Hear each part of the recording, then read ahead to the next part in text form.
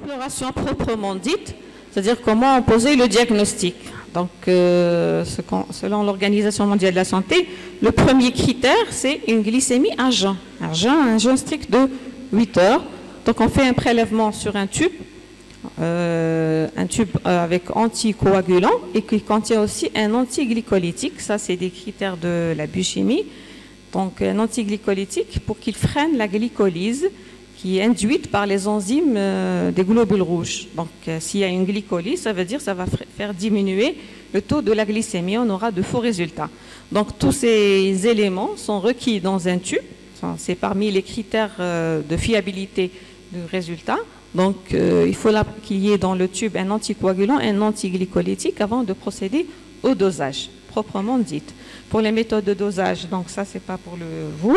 C'est des méthodes enzymatiques colorimétriques. C'est-à-dire on a le réactif qui contient certains paramètres tels qu'un chromogène incolore, qui contient aussi deux enzymes pour cette méthode, la méthode à la glucose oxydase, qui contient la glucose oxydase et la peroxydase et un chromogène incolore. Donc en présence du glucose de l'échantillon, c'est-à-dire de notre prélèvement, le chromogène va devenir coloré. Il va se colorer. Donc, et son intensité de coloration sera proportionnelle à la concentration du glucose qui est présent dans l'échantillon. Donc, le réactif, il est incolore. En présence du glucose, ils vont interagir. Il y a une réaction qui fait qu'il y ait une coloration. Cette coloration, elle est rose. Et son intensité, c'est-à-dire on peut avoir du rose clair, du rose foncé, du rose très foncé. Ça dépend de la concentration du glucose dans l'échantillon. Donc, on aura à l'essentiel une modification de la coloration et c'est cette coloration qui est lue dans un appareil qu'on appelle spectrophotomètre qui permet de refléter la concentration initialement présente dans notre échantillon. Donc, on va donner la valeur de la glycémie donc, par le principe de Trinder. La deuxième technique, c'est toujours en fonction de la disponibilité des techniques dans les laboratoires. Certains laboratoires disposent du réactif de la glucose oxydase, d'autres, ils disposent du réactif de la lexokinase qui est le meilleur, c'est le réactif de choix. Donc dans cette technique, c'est une technique purement enzymatique, donc en présence de l'exokinase et de la glucose 6-phosphate déshydrogénase, le glucose va produire, l'oxydation du glucose va produire du net pH-H+. Ce n'est pas une coloration, c'est un coenzyme qui est formé, c'est le net pH-H+. Et on va suivre ici, dans cette réaction, sa formation, sa production. Donc il y a production graduellement dans le temps. Donc on le suit, par exemple, à 1 minute, 2 minutes, 3 minutes, jusqu'à qu'il n'y ait plus de modification de la DO, ça veut dire qu'il n'y a plus de production de la DO et cette DO, densité optique de production du net pH sera proportionnelle à la production du glucose dans le milieu. Donc la première, c'est colorimétrique, c'est une modification de la coloration. Ici, c'est purement enzymatique. Il y a en même temps qu'il y ait réaction avec les enzymes, les deux enzymes, il y a production d'un coenzyme qui est le net pH-H+. Il ne va pas se former de façon brutale, il va se produire de façon graduelle. Donc nous, on suit sa production. Lorsqu'on voit qu'il n'y a pas de modification de la DO, c'est qu'il n'y aura plus de production. Ça y est. Le glucose présent dans l'échantillon a été consommé pour qu'il y ait production du net pH. Donc, et ça, à ce moment-là, on va déterminer à partir de ces DO la concentration du glucose formé dans l'échantillon. Donc maintenant, le deuxième paramètre qu'on va rechercher, qui est aussi parmi les critères de l'OMS pour poser le diagnostic du diabète, c'est rechercher le glucose dans les urines. Normalement, il n'y a pas de passage du glucose dans les urines, il y a réabsorption du glucose. Mais lorsque les capacités du rein à réabsorber sont dépassées, c'est-à-dire lorsque le seuil de réabsorption est dépassé, c'est à une glycémie au-delà de 1,80 g par litre, à ce moment-là, il y a fuite du glucose dans les urines. Donc, s'il y a apparition du glucose dans les urines, ça sous-entend que la glycémie, c'est-à-dire le taux de glucose au niveau du sang, est au-delà de 1,80 g par litre. Donc, on va retrouver du glucose urinaire. C'est un autre critère qui permet de confirmer le diagnostic de diabète. Donc, je répète, Le glucose n'est pas éliminé. Le glucose, il est utilisé ou bien stocké dans les cellules sous forme de glycogène. Parce que tout le glucose qui passe dans les urines, il est réabsorbé. Sauf dans une condition, lorsque le taux de la glycémie, c'est-à-dire le taux du glucose dans le sang, est au-delà de 1,80 g par litre, ce qui fait dépasser les capacités du rein à réabsorber. Il ne peut plus, il est dépassé pour réabsorber tout ce glucose. À ce moment-là, il y a passage du glucose dans les urines, il y a apparition, c'est ce qu'on appelle la glucosurie. Donc s'il y a glucosurie, automatiquement, ça sous-entend que le glucose au niveau du sang, il est au-delà de 1,80 g par litre. Comment on peut le détecter? On peut le détecter au lit du malade, ce n'est pas au laboratoire obligatoirement, à partir de ce qu'on appelle les bandelettes. C'est des bandelettes. Normalement, les gens qui ont des diabétiques, ils peuvent les reconnaître. C'est des bandelettes qu'on va faire introduire dans un récipient, par exemple, qui contient les urines fraîches matinales. Ensuite, on retire, on essaye d'éliminer l'excès des urines et on fait une lecture en comparant ce qu'on a eu par rapport aux références. Pour chaque paramètre, comme vous le voyez, vous avez ce qui est entouré en rouge, c'est le glucose. Les bandelettes qui sont au début, c'est les bandelettes de référence. Plutôt, c'est les carrés de référence. Pour chaque paramètre, vous avez, on peut doser la densité, la présence de leucocytes dans les urines. On peut aussi rechercher la présence du sang, des protéines, du glucose, des cétones, l'urobilinogène. Tout ça, c'est des paramètres qui peuvent être recherchés au niveau des urines. Ces premiers carrés de chaque paramètre, ils correspondent à un résultat négatif. C'est-à-dire qu'il n'y a pas la présence de l'un de ces éléments dans le sang. Dès qu'il y a apparition du glucose, ça va faire virer la coloration en fonction de l'intensité ou du taux de glucose dans les urines. On peut avoir la première case qui correspond à une croix, on peut avoir 2 croix, 3 croix ou plus, en fonction du taux de glucose dans les urines. L'essentiel, c'est ce que vous avez constaté en comparant avec le flacon qui contient, c'est-à-dire les bandelettes de référence, plutôt les bandes de référence, et vous allez pouvoir dire s'il y a une glucosurie à 1 croix, à 2 croix, à 3 croix ou à plus. Et la même chose pour les autres paramètres. La présence du sang, la présence des protéines, ça c'est pour les infections urinaires. Ce qui nous intéresse, c'est de lire ce qui correspond à la présence du glucose dans les urines. Et bien sûr, ici aussi, ces bandelettes que vous voyez ici, ça c'est la bandelette qu'on va introduire dans le récipient qui contient des urines. La bandelette, la partie qui correspond au glucose, elle est imprégnée du même réactif, des mêmes constituants du réactif qui permet le dosage au niveau du sang. C'est-à-dire c'est la glucose oxydase. Donc c'est un chromogène. C'est pour cela qu'il y a une modification de la coloration en présence du glucose. Et l'intensité de la coloration, elle est variable en fonction de la concentration du glucose dans les urines. Plus il y a de glucose dans les urines, plus on a la coloration la plus foncée. Et s'il n'y a pas assez, donc on a la première case, c'est-à-dire une présence qui est négligeable de glucose dans les urines. C'est-à-dire pour poser le diagnostic, on va le poser d'abord par le dosage de la glycémie. Sinon, si on ne peut pas poser le diagnostic, on va rechercher du glucose dans les urines par les bandelettes. Ce n'est pas un dosage. C'est-à-dire on ne fait pas la même chose que pour le dosage de la glycémie. Le dosage ou la recherche du glucose dans les urines peut être fait au lit du malade par l'infirmier. C'est-à-dire n'importe qui ou par un diabétique qui peut rechercher la présence de glucose dans les urines, il peut le faire lui-même. C'est-à-dire qu'il n'a pas besoin d'une autre personne. Il suffit de savoir lire le résultat sur les bandelettes. Donc vous avez ici une explication un peu détaillée des variations de la coloration, donc en fonction de l'intensité de la glucosurie. Donc une croix, 2 croix, 3 croix, ça dépend de l'intensité de la coloration et pour chacune correspond à une glycémie, c'est-à-dire au-delà de laquelle on aura l'apparition de la glucosurie.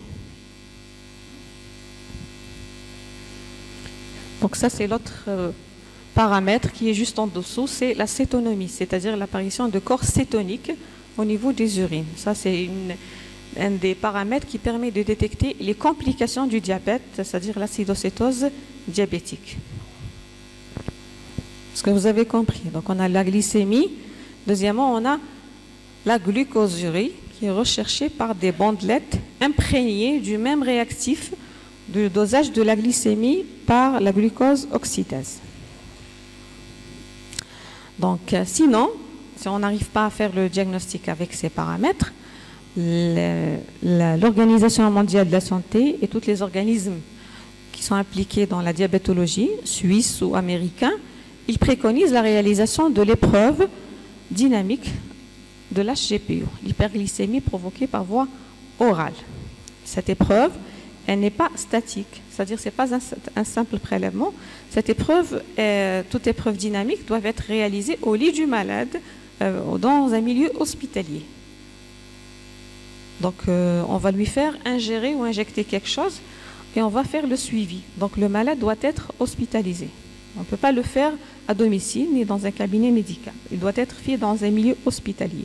Cette épreuve, elle permet d'apprécier la tolérance glucidique en suivant les variations de la glycémie après cette charge glucidique. Ces indications, quand est-ce qu'on fait cette hyperglycémie provoquée par voie orale? Si la glycémie à jeun supérieure à la normale mais inférieure à 26. Sachant que parmi les critères de l'OMS pour poser le diagnostic du diabète, il faut avoir une glycémie supérieure à 1,26 g par litre.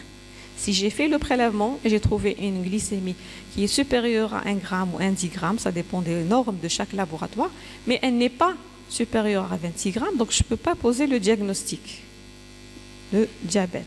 Donc il vaut mieux faire cette épreuve. C'est l'une des critères. Sinon, on a une glycémie à jeun normale, mais on a présence de facteurs de risque diabétiques, tels que le syndrome métabolique, on en a parlé. C'est pour cela que je vous ai parlé du syndrome métabolique avant de parler du diabète. Si on a un sujet qui a une obésité abdomen, c'est-à-dire un dépôt de graisse, surtout au niveau abdominal, il a un taux de triglycérides, par exemple, il est élevé et il a des chiffres tensionnels qui dépassent les normes, soit diastoliques, soit systoliques. Donc cette personne peut développer ultérieurement le diabète avec une glycémie qui est supérieure aux normes sans dépasser 1,26 g par litre. Donc c'est un sujet qui risque de faire le diabète. Donc pour poser le diagnostic, c'est l'intérêt, c'est pour faire une prévention. Il vaut mieux poser le diagnostic précocement pour retarder l'apparition des complications. Donc on préconise cette épreuve d'hyperglycémie provoquée par voie orale. C'est toujours pour retarder les complications du diabète qui sont dans certains cas létales, c'est-à-dire elles peuvent être responsables de la mort de la personne. On a une glycémie à jeun qui est normale, mais on a une glucosurie. Donc c'est dans ces cas, on n'est pas sûr, donc il vaut mieux faire cette épreuve d'hyperglycémie provoquée par voie orale. Donc je vous donne d'abord ces indications, ensuite on va voir le protocole et les résultats et l'interprétation et les contre-indications. Donc on a un sujet qui a une glycémie qui est supérieure à la normale, mais qui n'est pas supérieure à 1,26 g par litre, c'est-à-dire le critère primaire pour déposer le diagnostic de diabète selon l'OMS. Soit c'est un sujet qui a une glycémie à jeun qui est normale, mais qui a d'autres facteurs de risque pour développer le diabète, surtout dans le cadre du syndrome métabolique. Soit un sujet qui a une glycémie normale, mais qui a une glucosurie. Donc il vaut mieux écarter la probabilité de faire le diabète que de le laisser avec le temps. Et comme vous le savez, plus le diabète, c'est avec le temps, surtout le diabète type 2, le diagnostic n'est jamais posé à temps. On peut être diabétique sans se rendre compte parce qu'il y a les signes cliniques qui peuvent ne pas se manifester. Et généralement, le diagnostic, il est posé à l'occasion d'une complication. N'importe quelle complication, aiguë ou chronique.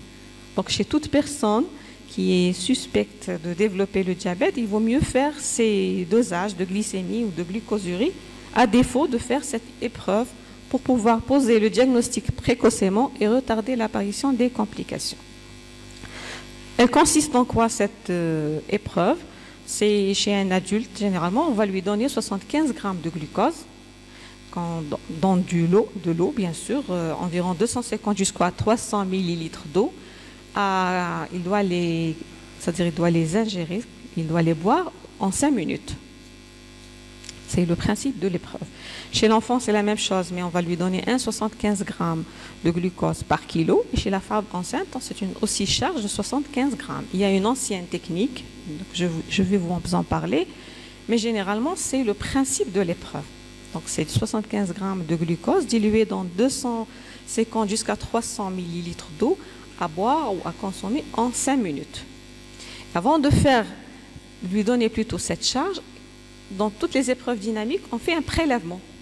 Au départ, on l'appelle le prélèvement au temps zéro, pour pouvoir doser la glycémie et les autres paramètres avant de consommer cette charge.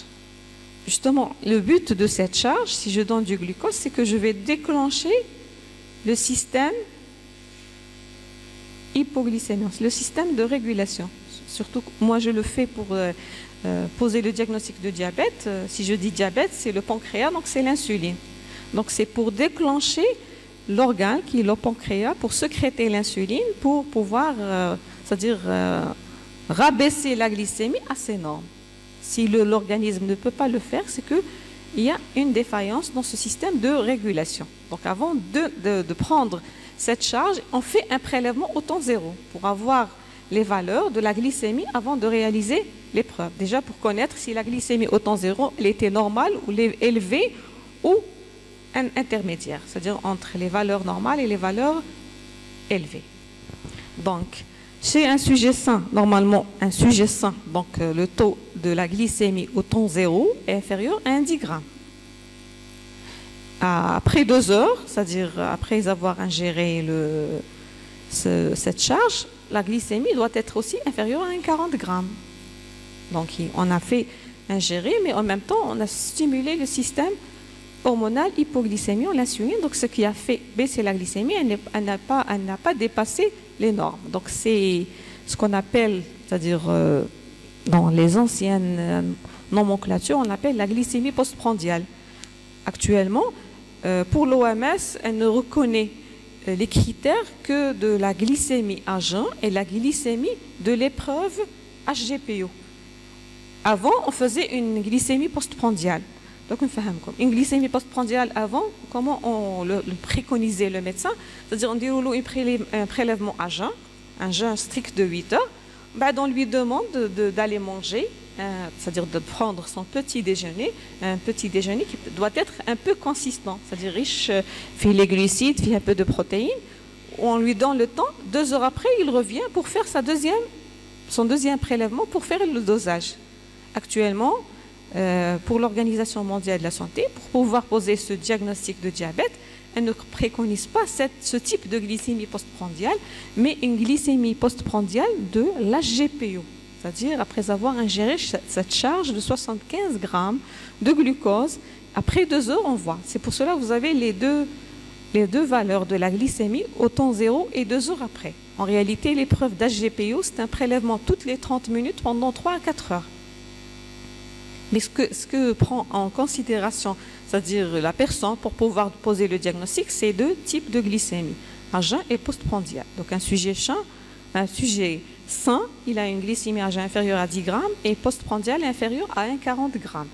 Un intolérant au glucose, c'est-à-dire qui est prédisposé à développer ultérieurement un diabète. Donc il doit commencer pas par prendre un traitement, mais par faire un régime et commencer une activité physique régulière pour retarder le maximum l'apparition de ce diabète. Un intolérant au glucose, il a une glycémie à jeun entre 1,10 g et 1,26. Ce n'est pas supérieur à 1,26, c'est dans l'intervalle. Et sa glycémie postprandiale, elle est entre 1,40 et 2 g. Un diabétique, il a une glycémie supérieure à 1,26 g et il a une glycémie après 2 heures supérieure à 2 g. C'est-à-dire pour pouvoir poser le diagnostic. On obtient cette courbe. Vous avez le sujet normal, l'état normal.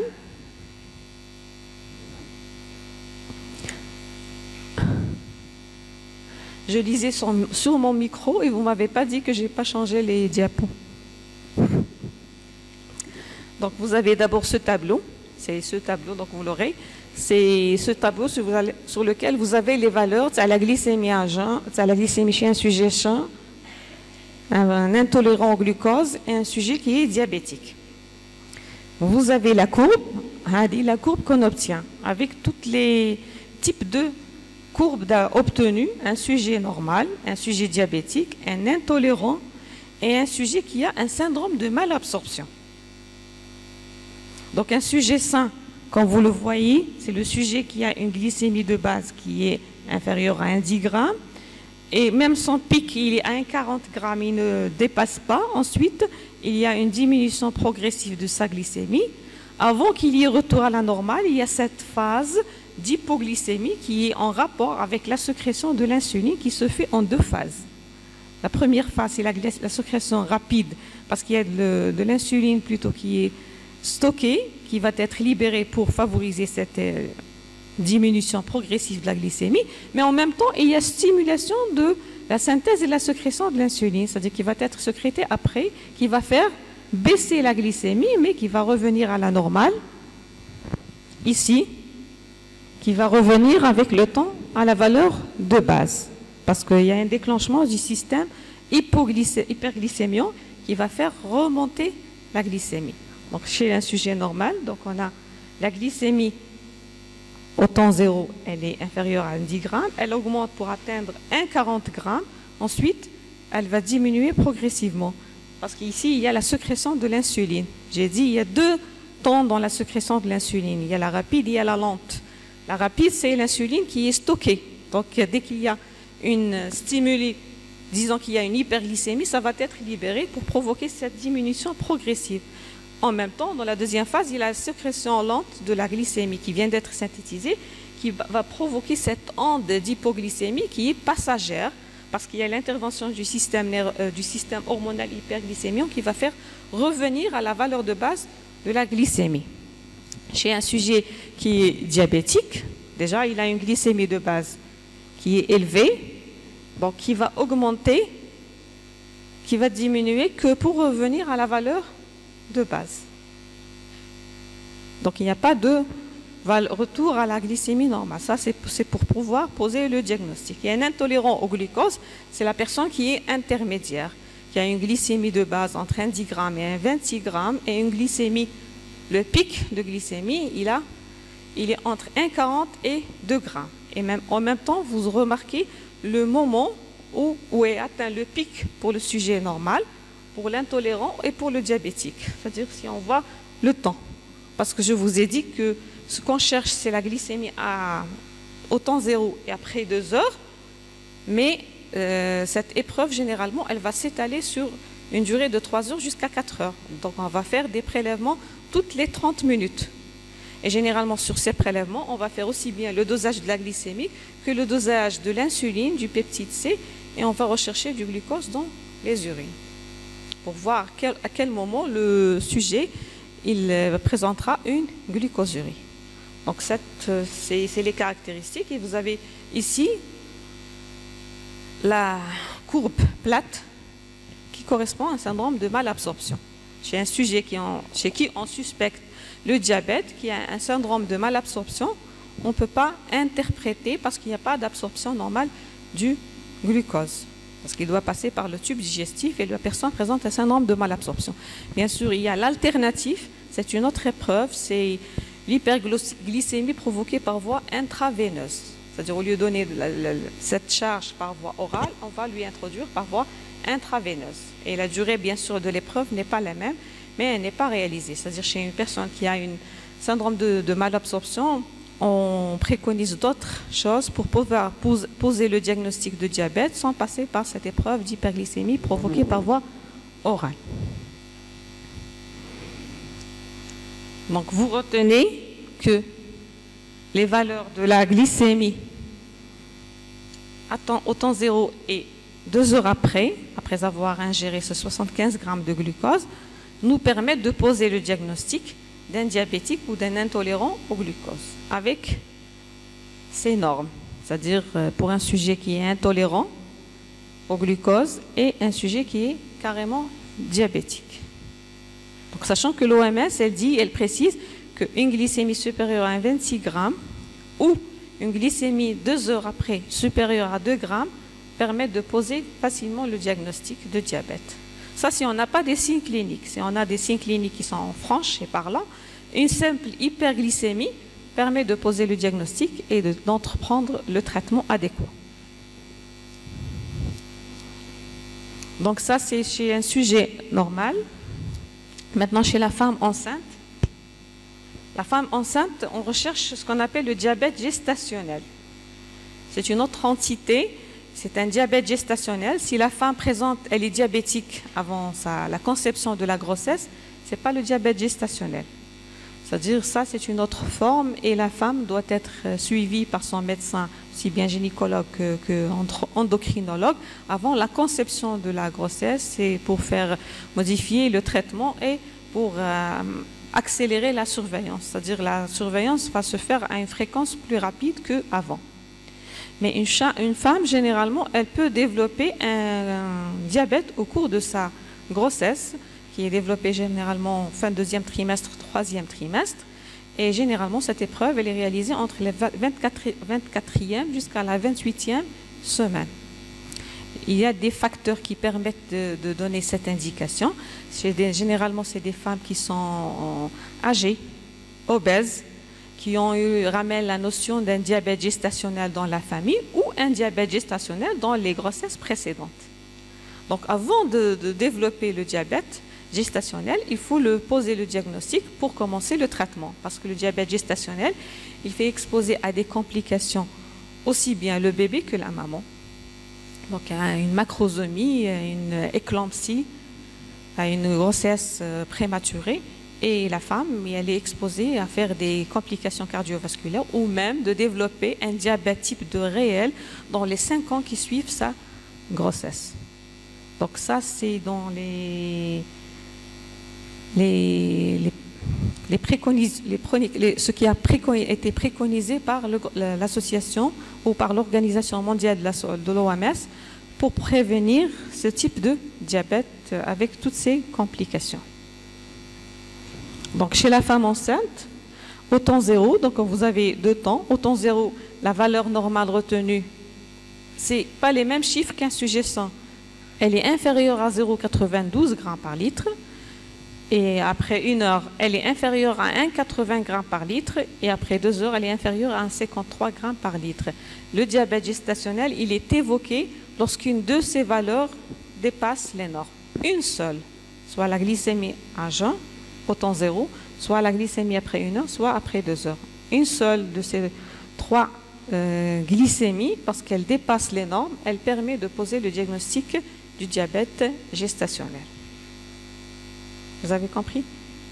Donc l'épreuve d'hyperglycémie provoquée par voie orale, c'est elle qui permet de poser le diagnostic s'il y a des doutes sur les résultats obtenus après un dosage statique simple de la glycémie ou bien de la glucosurie, en absence de signes cliniques. Donc l'hyperglycémie permet de poser le diagnostic aussi bien chez un sujet adulte, homme ou femme, ou enfant, mais aussi chez la femme enceinte, pour prévenir le diabète gestationnel et bien sûr prévenir toutes ces complications. Donc, je vous ai dit que vous avez cette épreuve d'hyperglycémie provoquée par voie orale, mais avant, chez la femme, on faisait ce test. C'est le test d'O-Sullivan. Donc, ce test consiste à faire une analyse sanguine qui est effectuée après 1 heure après avoir ingéré 50 grammes de glucose. Donc, on fait 50 grammes. Ça, c'est un test, un ancien test.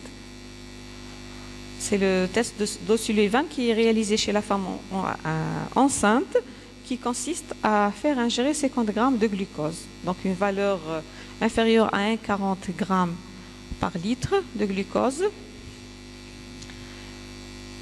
Confirme s'il n'existe pas de diabète gestationnel. Si les chiffres sont supérieurs, donc on est dans le cadre de diabète, possibilité de diabète gestationnel. Et il faut passer à d'autres tests pour confirmer. Ça, c'est des anciens tests.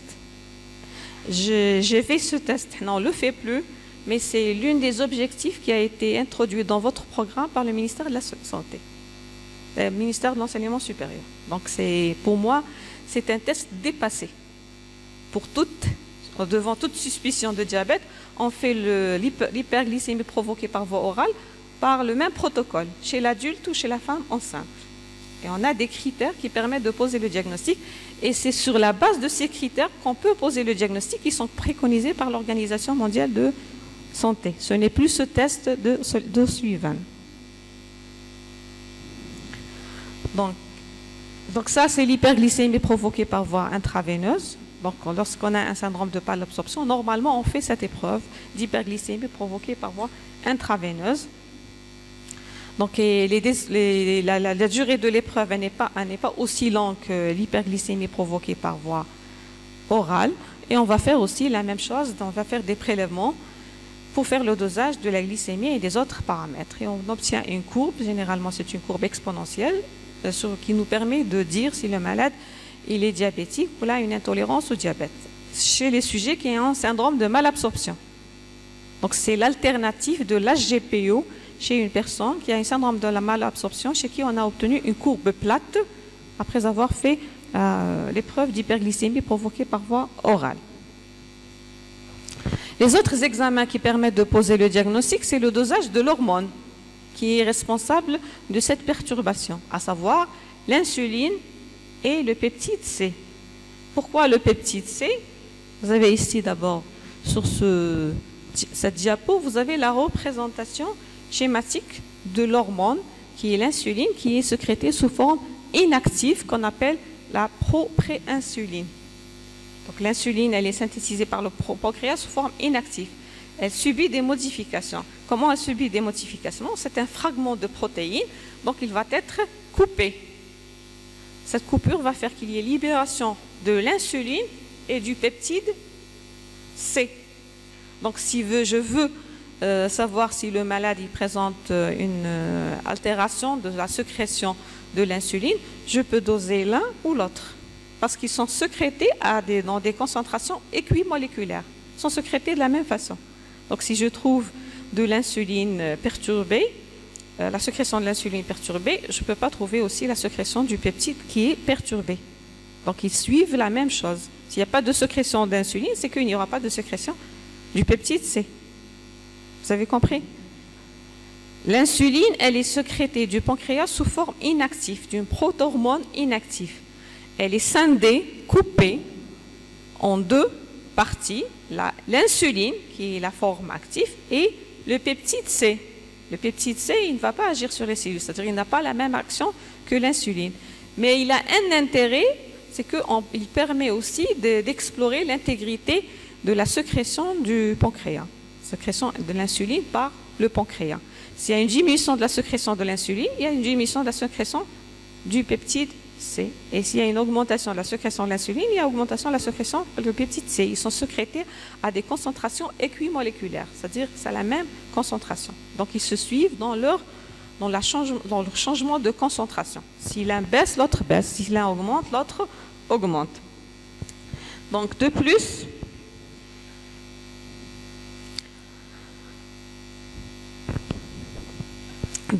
ces deux paramètres, on peut les doser, c'est-à-dire à part, pour pouvoir, surtout dans le diabète type 1, pour pouvoir poser le diagnostic, mais on peut les doser aussi lors des épreuves dynamiques, comme vient de le voir, dans l'HGPO, dans l'hyperglycémie provoquée par voie orale. Si je provoque la sécrétion de l'insuline, donc je vais trouver la sécrétion, le taux d'insuline qui est augmenté, la même chose du peptide C. Le cas, le profil, c'est un diabète, il n'y aura pas d'augmentation d'insuline parce qu'il y a un défaut de sécrétion d'insuline.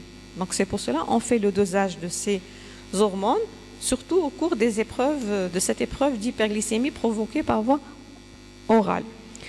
On fait le dosage de l'insuline seule chez des sujets qui n'ont jamais reçu d'insuline. Chez les personnes qui sont sous insuline, on ne fait pas le dosage à l'insuline. Logiquement, parce qu'on va doser l'insuline qu'il a reçue. On va faire le dosage à le peptide C pour suivre l'intégrité du pancréas, surtout chez le diabétique type 2. Alors, comme chez le diabétique type 2, c'est une insulinorésistance, c'est-à-dire le pancréas, il sécrète, mais le problème plutôt, c'est au niveau périphérique, c'est au niveau des tissus cibles. Donc, on va suivre le diabète type 2 par le dosage du peptide C et non pas de l'insuline. Et actuellement, tous les diabétiques type 2, ils ne sont pas automatiquement et obligatoirement sous antidiabétiques oraux. Il y a ceux qui sont sous antidiabétiques oraux et sous insuline. Donc, on ne peut pas suivre ce diabétique par le dosage de l'insuline, mais par le dosage du peptide C, parce qu'ils vont développer des anticorps anti-insuline qui vont interférer avec le dosage, tout simplement. Donc, ces anticorps anti-insuline qu'on trouve dans le sang des diabétiques vont interférer avec le dosage. C'est pour cela qu'on préconise le dosage du peptide C. Et c'est la même chose, puisqu'il reflète la même chose, l'intégrité de cette glande du pancréas. Donc, ces deux hormones, parce que c'est des hormones, donc c'est des protéines, ils sont présents en petite quantité, donc ils sont dosés par des méthodes immunologiques, c'est-à-dire qu'ils reposent sur le principe antigène-anticorps. C'est des méthodes radio-immunologiques, immunométriques. Et vous avez les normes, les valeurs normales des deux hormones, l'insuline à 2,25 et le peptide C 0,2 à 0,5 millimoles par litre. Donc, il y a d'autres paramètres qui peuvent permettre de poser le diagnostic. Ce n'est pas des paramètres de biochimie. On a les marqueurs de l'auto-immunité. Donc, lorsque vous allez voir le diabète, la physiopathologie, vous allez comprendre qu'il y a le système immunitaire qui est altéré. Il y a le système génétique, surtout le système HLA. Et à l'occasion d'un facteur environnemental, généralement c'est des infections virales, ça va déclencher la production d'auto-anticorps qui vont s'attaquer aux îlots du pancréas, à l'insuline, à tous les constituants ou à toutes les particules du pancréas. Donc ces auto-anticorps, ils vont apparaître dans le sang du diabétique bien avant la révélation du diabète. C'est-à-dire que généralement c'est des années avant l'apparition des signes cliniques. Donc, une fois le diabète se manifeste, on n'a pas besoin de doser ces anticorps pour pouvoir poser le diagnostic. Ça y est, le diabète, il est là. Le malade, il a un problème de sécrétion d'insuline. Mais généralement, c'est comme ça qu'on peut doser ces anticorps dans le sang. Il y a différents types d'anticorps. Il y a les anticorps qui sont anticorps anticytoplasmiques, anti-îlots de pancréas, les anticorps anti-insuline. Il y a plusieurs auto-anticorps qui sont développés qui vont aboutir à la destruction complète du pancréas dans le diabète type 1. Et il y a aussi la génétique, les marqueurs génétiques aussi dans le système, les marqueurs génétiques tels que dans le type 1, le diabète type 1, on a le système HLA, DR3, DR4 qui sont pathognomoniques du diabète type 1. Donc, on a posé le diagnostic, ça y est, le malade, il est diabétique. Il a commencé son traitement, on doit le suivre. C'est-à-dire, on doit suivre si son diabète, il est bien équilibré et bien contrôlé. Qu'est-ce qu'on va lui demander de doser? C'est-à-dire, le médecin, qu'est-ce qu'il va lui demander de doser? Donc, il va lui demander de doser cette hémoglobine glyquée. L'hémoglobine glyquée, elle reflète les variations de la glycémie dans les 3 mois qui précèdent le prélèvement. Ça, c'est pour piéger le malade, parce que le malade, il fait son propre autocontrôle. Ils ont des carnets sur lesquels ils vont porter les variations de la glycémie de la journée, par exemple du matin et de la nuit. Mais le malade peut tricher. Les malades indisciplinés peuvent tricher. Ils peuvent donner des glycémies correctes qui peuvent induire le malade, plutôt le médecin, en erreur. C'est-à-dire, voyant ces valeurs, il va se dire que le malade, il est bien équilibré. Il y a chaque année, il fait 2 fois l'hémoglobine glyquée. L'hémoglobine glyquée, elle reflète les variations de la glycémie dans les 3 mois qui précèdent le dosage. On n'a pas besoin de faire le jeûne. Si je dis hémoglobine glyquée, c'est une fraction de l'hémoglobine totale. Il y a une union de cette fraction d'hémoglobine A1C avec le glucose sur une chaîne latérale, ce qui a permis de produire de l'hémoglobine A1C. Pourquoi on a dit les 3 mois précèdent? C'est la durée de vie des globules rouges. Les globules rouges, ils ont une durée de vie de 120 jours. Ils vont être éliminés de la circulation générale. Donc cette hémoglobine, elle permet de refléter ces variations de l'hémoglobine 3 mois précédents avant la destruction de ce globule rouge. L'hémoglobine glyquée, le but de sa réalisation, elle permet d'optimiser l'équilibre glycémique. C'est mieux que les glycémies portées sur le carnet, comme je vous ai dit, sur lesquelles le malade peut tricher. S'il est indiscipliné, elle va réduire les complications. C'est un résultat sûr lorsqu'il est réalisé dans un laboratoire bien standardisé. Donc on va avoir un résultat qui reflète les variations de la glycémie réelle de ce malade, sans voir son carnet. Et à base de ces valeurs, on peut dire si le malade il est équilibré ou il n'est pas équilibré. On a des objectifs à atteindre pour chacun, le diabète type 1 et le diabétique type 2. Donc, cette hémoglobine glyquée, donc elle reflète les variations de la glycémie dans les 2 à 3 derniers mois. Donc, c'est une formation non enzymatique. Elle se fait spontanément. C'est-à-dire qu'il n'y a pas d'enzyme qui favorise cette glycosylation. Ce n'est pas une glycosylation, c'est une glycation. Donc, elle ne l'intéresse pas uniquement, cette glycation, cette association avec les sucres, le glucose, ne concerne pas uniquement l'hémoglobine glyquée, mais plusieurs composants ou métabolites de notre organisme. Ce qui nous intéresse aujourd'hui, c'est l'hémoglobine glyquée. Donc, cette glycation, elle se fait en 2 temps pour qu'il y ait la formation de cette cétoamine qui est irréversible. Ça, je suppose que vous avez vu ça en biochimie métabolique.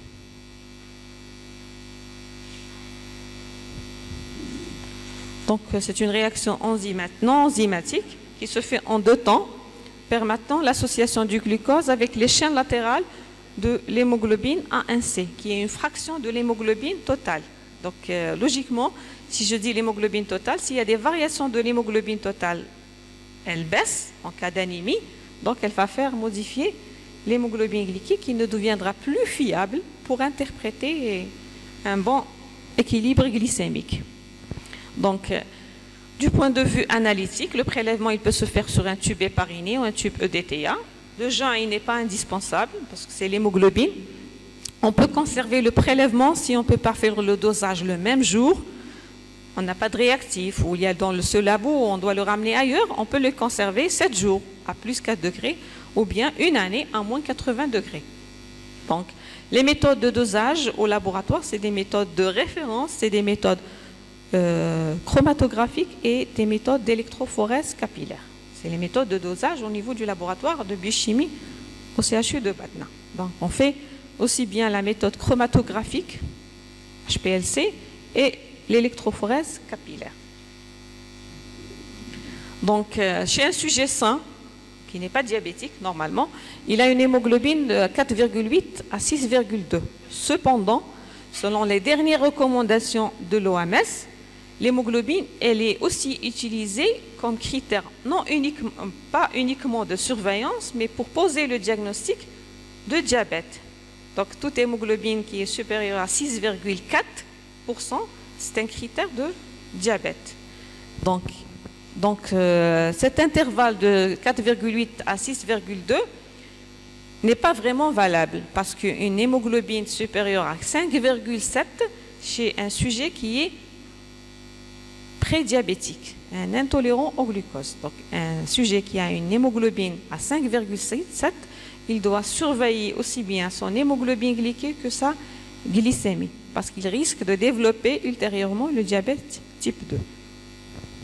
Donc, selon l'association des diabétiques américains, donc le diabète il est diagnostiqué si l'hémoglobine glyquée elle est supérieure à 6,5 ou à 6,4. Donc, je répète, ici je viens de le citer en tant qu'élément de surveillance, mais selon l'Organisation mondiale de la santé et selon l'association des diabétiques américains, il est aussi pris comme un critère de diagnostic du diabète. Donc, pour toute hémoglobine supérieure à 6,5, le sujet, il est diabétique. Il est diabétique, même si on ne passe pas par l'HGPO. Donc, quels sont les objectifs qu'on cherche? Je vous ai dit, pour un diabétique, type 1 ou type 2, on fait ce contrôle pour dire que le malade, il est bien équilibré. Il faut qu'il y ait une hémoglobine glyquée inférieure à 7%. Le type 1. Le type 2, il faut qu'il y ait une hémoglobine glyquée inférieure à 6,5%. C'est l'objectif recherché qui doit être atteint pour dire que le malade, il est équilibré, sans prendre en considération les valeurs de la glycémie portée sur son carnet. Donc, si on a ces résultats, le malade il est réellement c'est-à-dire équilibré et les chiffres qu'il a portés sur son carnet sont bien corrects. Les contre-indications, bon, quelqu'un on ne peut pas faire la GPO, généralement c'est en rapport avec les facteurs qui peuvent perturber le métabolisme de l'hémoglobine. Parce que l'hémoglobine A1C, j'ai dit que c'est une fraction de l'hémoglobine totale. Donc, une femme enceinte, on ne peut pas faire le dosage de l'hémoglobine LR, parce que j'ai dit que l'hémoglobine glyquée, elle reflète les variations de la glycémie des 2 à 3 mois passés. C'est lent.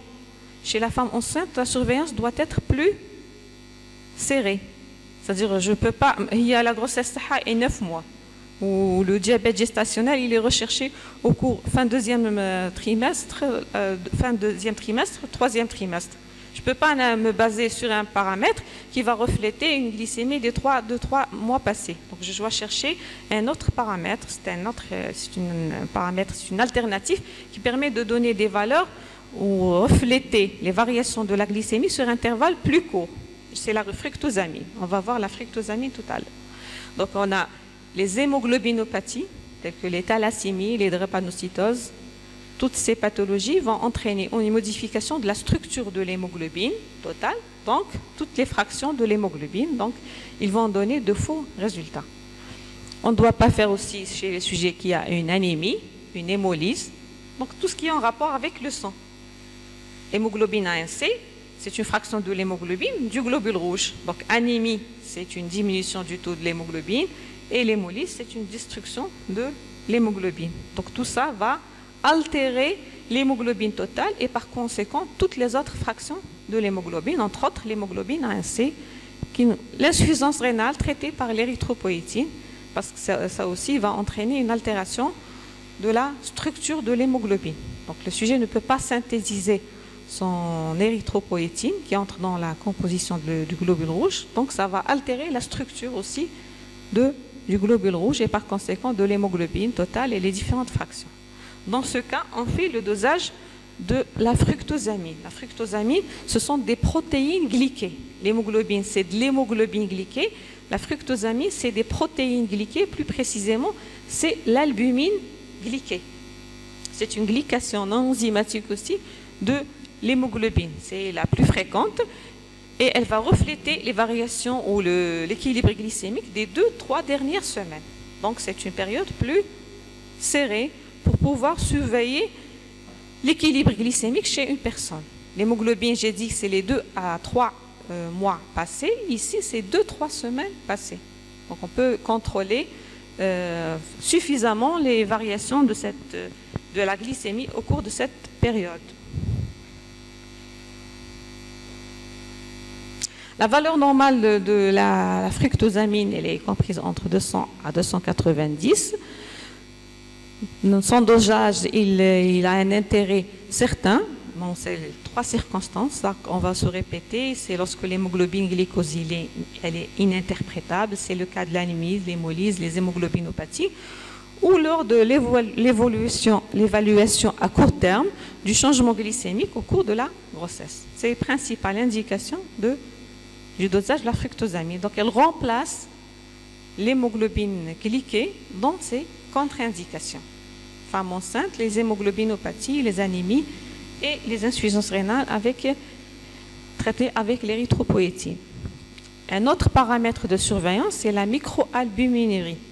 Donc, ça, c'est un paramètre qui va rechercher une altération de la fonction rénale, ce qu'on appelle la néphropathie diabétique. Donc, on va rechercher le dosage de l'albumine dans les urines.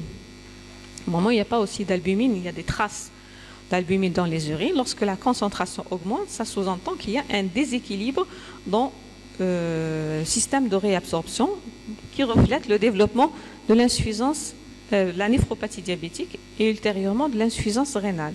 Cet examen est particulièrement prescrit pour la surveillance de la fonction rénale du patient diabétique. Il permet de poser le diagnostic de la néphropathie diabétique. C'est une complication fréquente du diabète. La néphropathie, c'est une complication fréquente du diabète type 1 et type 2.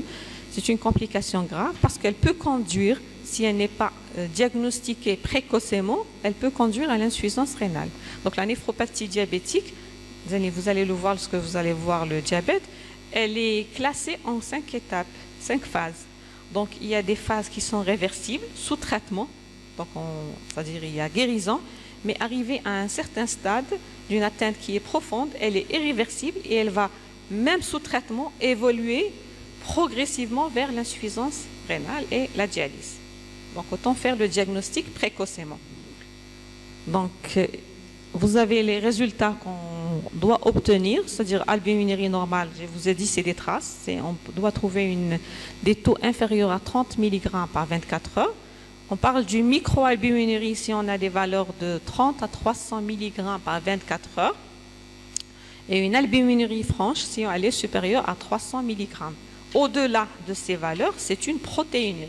Ce n'est plus uniquement l'albumine qui est passée, mais toutes les fractions des protéines sont retrouvées au niveau urinaire. Donc, le passage de cet état, de cette phase à cette phase, se fait progressivement, en passant par 5 stades, 4 stades.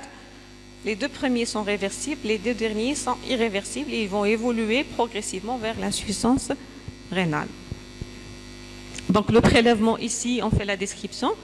Soit on fait un prélèvement sur, c'est une miction simple, un échantillon matinal, soit c'est le prélèvement des urines des 24 heures. Bien sûr, le malade ne doit pas avoir une infection urinaire, ne doit pas avoir une fièvre et la femme doit être en dehors du cycle de menstruation pour ne pas fausser les résultats. Même si je fais un premier prélèvement sur un échantillon et je trouve un résultat positif, je dois demander de refaire l'échantillon. Si le deuxième il est douteux, je préconise de demander un prélèvement des urines des 24 heures. C'est-à-dire il doit faire la collecte des urines des 24 heures sur lequel on fait le dosage de l'albuminurie. Et pour l'échantillon matinal, il est rapporté par rapport à la créatinurie. Et l'échantillon des 24 heures, c'est par 24 heures. Donc, selon les recommandations, c'est ici. Donc, selon les recommandations, le contrôle d'un diabétique, comment il doit se faire? On doit faire un ECG une fois par an. Il doit avoir un examen des pieds chaque jour. C'est une autosurveillance. C'est le malade lui-même qui doit faire ça. On doit faire le dosage de la microalbuminurie, c'est-à-dire rechercher une néphropathie diabétique une fois par an. L'hémoglobine glyquée, c'est un dosage tous les 3 à 4 mois. Ça dépend. Il doit consulter son dentiste pour rechercher d'éventuelles gingivites qui peuvent évoluer à des infections plus importantes une fois par an. Il doit faire un fond d'œil une fois par an ou tous les 2 ans pour rechercher d'éventuels signes d'une rétinopathie diabétique qui est généralement responsable de la cécité et d'autres altérations de la vision. Donc ça, c'est les recommandations pour comment sont réalisés, à quel rythme on fait ces examens. L'hémoglobine, mais chaque jour, il fait son hémoglobine glyquée, c'est 3 généralement par année. La microalbuminurie, c'est une fois par année. Ça, c'est pour la biochimie. Et les autres, c'est des paramètres cliniques. Donc maintenant, on a terminé, on a dit qu'on va voir l'exploration du métabolisme glucidique. Donc il y a la glycémie, mais il y a aussi les autres sucres qui peuvent intervenir dans le sang. Donc il y a le glycogène. Donc avec toutes ces pathologies, les glycogénoses, oui. Et il y a les autres sucres, à savoir le galactose et le fructose. Ces sucres, ils sont responsables d'un déficit du métabolisme, pas de régulation. Il est responsable d'une pathologie qu'on appelle les glycogénoses. Il y en a plusieurs glycogénoses, c'est-à-dire c'est pour cela qu'on doit rechercher, c'est des maladies métaboliques qui surviennent généralement chez l'enfant et il y a certains qui apparaissent très tôt après la naissance et ils peuvent être responsables de la mort de l'enfant. Donc ils doivent être diagnostiqués précocement. Donc qu'est-ce que c'est les glycogénoses? Donc vous avez ici le métabolisme du glycogène. Voici le tableau qui englobe toutes les glycogénoses, type 1, type 2, 3, 4, 5, 6, 7. C'est les plus fréquentes. La plus fréquente d'entre ces types, c'est la maladie de Von Kirk. Donc vous avez chaque glycogénose avec l'enzyme déficiente et le site de l'atteinte génétique sur quel chromosome. Et en dernier, vous avez l'organe qui va être touché par cette glycogénose. Donc la plus fréquente, j'ai dit que c'est généralement la maladie de Van Kirk et la maladie de Pompe. La glycogénose type 1 et type 2. La première, c'est un déficit en glucose 6-phosphatase et la deuxième, c'est un déficit en alpha-1 4-glucosidase. La première, on va retrouver surtout dans le foie et dans le rein, et la deuxième, elle va concerner tous les organes. Et généralement, elles sont responsables d'une hypoglycémie. C'est l'une des causes ou des étiologies des hypoglycémies chez l'enfant qu'il faut rechercher. C'est-à-dire un enfant qui présente souvent une hypoglycémie, mais qui va entraîner tout un tableau de désordre métabolique et biochimique.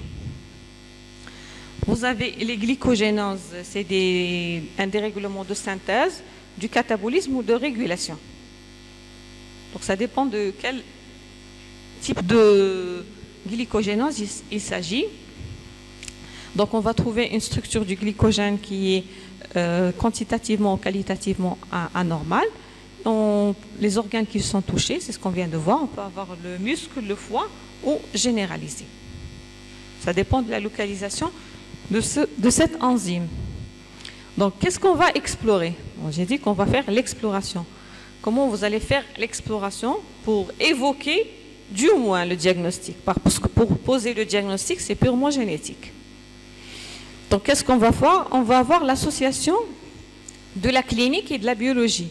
C'est-à-dire, on va confronter les deux chez un enfant en bas âge qui présente quelques signes cliniques et quelques signes biochimiques. On va les assembler en deux pour pouvoir dire que le malade a un problème du métabolisme du glycogène.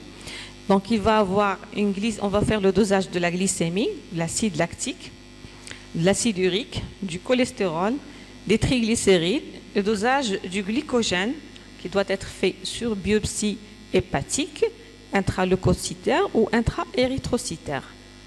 On fait aussi des épreuves de charge au glucagon ou au galactose. Et enfin, le diagnostic, il est posé par, on va faire le dosage direct de l'enzyme déficitaire. Donc, sachant que selon le tableau, il y a d'autres tableaux que vous allez trouver. Pour chacun aussi, il y a des signes cliniques qui sont propres à la glycogénose. Donc, vous avez les signes cliniques, vous avez la biologie que vous avez réalisée, mais pour pouvoir être formel et poser le diagnostic, avant de faire l'étude génétique, il faut faire le dosage direct de l'enzyme déficitaire, ce qui ne se fait pas ici, du moins à Batna.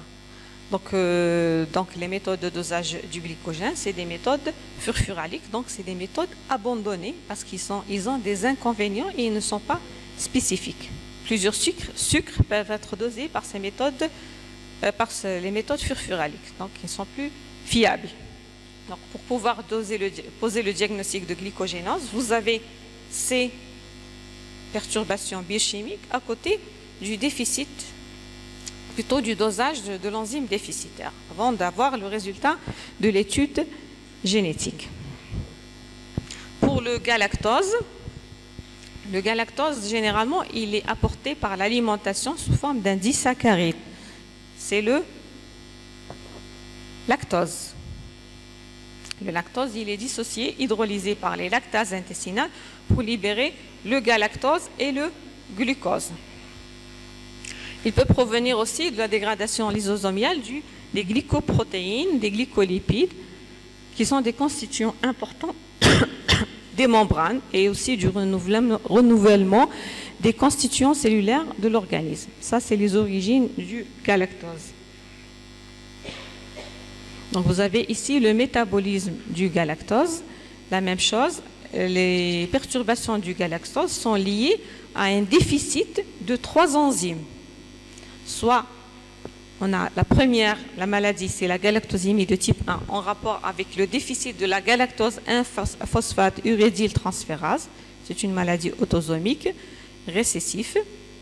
Cliniquement, on a des troubles hépatiques, par exemple une stéatose et un ictère. Et je parle d'un enfant, toujours généralement, il commence à se manifester très tôt, c'est-à-dire chez les enfants. Donc on a une cataracte, on pourrait avoir des troubles digestifs, une atteinte rénale et un retard staturo-pondéral. Donc ces signes cliniques, confrontés avec une diminution de la glycémie, une augmentation des bilirubines, du fibrinogen, une augmentation des transaminases, permet d'orienter le diagnostic en attendant de faire le dosage, l'activité de cette enzyme qui permet de confirmer le diagnostic pour entreprendre le traitement adéquat. Donc ça, c'est la première enzyme déficitaire. C'est la même chose que les glycogénases. On aura 3 types. La type 1, c'est la plus fréquente et qui a un diagnostic biologique et clinique connu. Le deuxième type, c'est le type 2, c'est la galactokinase. L'enzyme déficitaire, c'est une maladie autosomique récessive. Et on a une cataracte qui est précoce. C'est le signe clinique pathognomonique de cette maladie. On a la cataracte qui est précoce. Normalement, la cataracte, on ne la voit pas à un bas âge. Si un enfant qui présente une cataracte précocement, ça doit faire penser à un déficit en galactokinase. La troisième, c'est le déficit en uridine diphosphate galactose 4 épimérase. Elle est aussi autosomique récessif et on a un déficit qui est partiel, généralement asymptomatique. Donc c'est la moins importante. Donc il n'y a pas de signes cliniques qui peuvent révéler la maladie. Il n'y a pas de reflet sur l'état général de l'enfant. Ce n'est pas la même chose que les 2 autres types de déficit. Le dernier sucre, c'est le fructose. Le fructose ici, il est issu du catabolisme du saccharose en fructose et en glucose. On le trouve dans les fruits, dans du miel. Tout ça peut apporter du fructose. Donc le foie et généralement l'intestin grêle et le rein, ils possèdent l'équipement enzymatique adéquat pour cataboliser ce sucre. Donc généralement, le fructose, il va suivre le métabolisme du glucose. Donc par le biais de la glycolyse, il va entrer dans la glycolyse pour rejoindre le métabolisme du glucose. S'il y a un déficit enzymatique dans l'un des enzymes qui assure son métabolisme, on va avoir l'apparition aussi de 3 principales pathologies en rapport avec le déficit en fructose. Vous avez ici le saccharose, il est scindé en glucose et en fructose. Le fructose se transforme en fructose 1-phosphate qui va se transformer en glycéraldéhyde qui va joindre ensuite le cycle de la glycolyse par le dihydroxyacétone phosphate pour donner le pyruvate. Donc c'est son cycle normal. S'il y a altération en l'une des enzymes qui précède cette phase, il va être responsable de troubles du métabolisme. Essentiellement, on a la fructosurie essentielle, c'est la fructokinase hépatique qui est déficitaire et elle est autosomique récessive, asymptomatique. La deuxième,